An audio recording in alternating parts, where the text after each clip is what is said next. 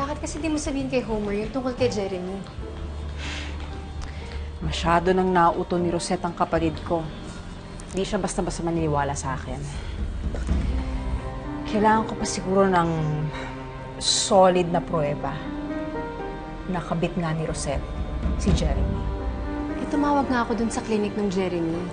Ang sabi, more than a month na raw siyang nasa Amerika. Pwedeng palabas na lang nila yon para hindi sila paghinalaan. Good afternoon, ma'am. Welcome to Olivia's Restaurant. In love ka ba sa asawa ko? Hindi mahirap mahalin ng isang tulad ni Homer. You're not answering my question, Nympha. Oo o hindi? In love ka kay Homer? Rosette, patawarin mo ko. Alam kong hindi tama, pero... naging mahina ako eh. Sinubukan ko naman, pero hindi ko napigilan. Rosette, patawarin mo ko. I forgive you! But it's time for you to go now. Ako na ang uuwi sa bahay ko. Akala ko ba mag-uusap na tayo ngayon? Nalaman ko na ang lahat na dapat kong malaman. Magbihis ka na. Here. Bihis ka sa banyo. Rosette, nakikiusap ako sa'yo. Pwede ba bigyan mo pa ako ng konting panahon?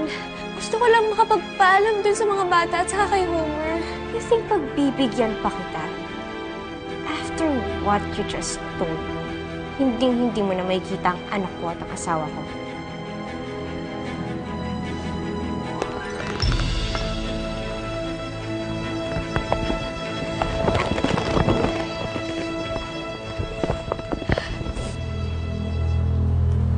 Is that Rosette? What? Saan?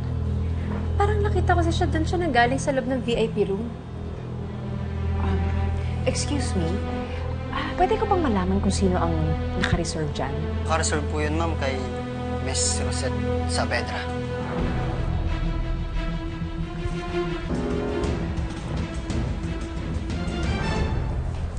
I'm sorry, ma'am. That room is reserved. I'm Trina Saavedra. Ako ang sister-in-law na nagpa-reserve dito. Kung sino man ang kasama niya sa loob, I'm sure kilala ko rin. I just want to say hi to her and her friend. Ate Trina?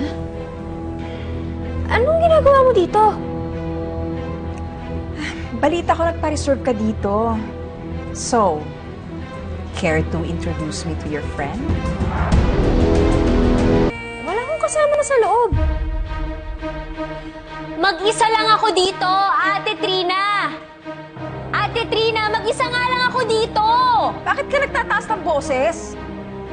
Para tumatak dyan sa utak mo! Ang kulit-kulit mo kasi! Okay. Kung talaga mag-isa ka lang, bakit ka nag-reserve ng VIP room? Gusto ko ng privacy. Really? Privacy?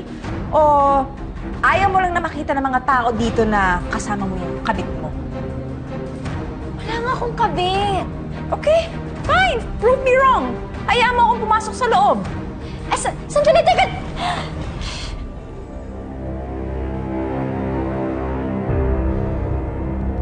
Nasaan ang kasama mo? Wala nga ako ibang kasama. Lahat yan ikaw lang kakain? No wonder. Tumataba ka na. Leave me alone!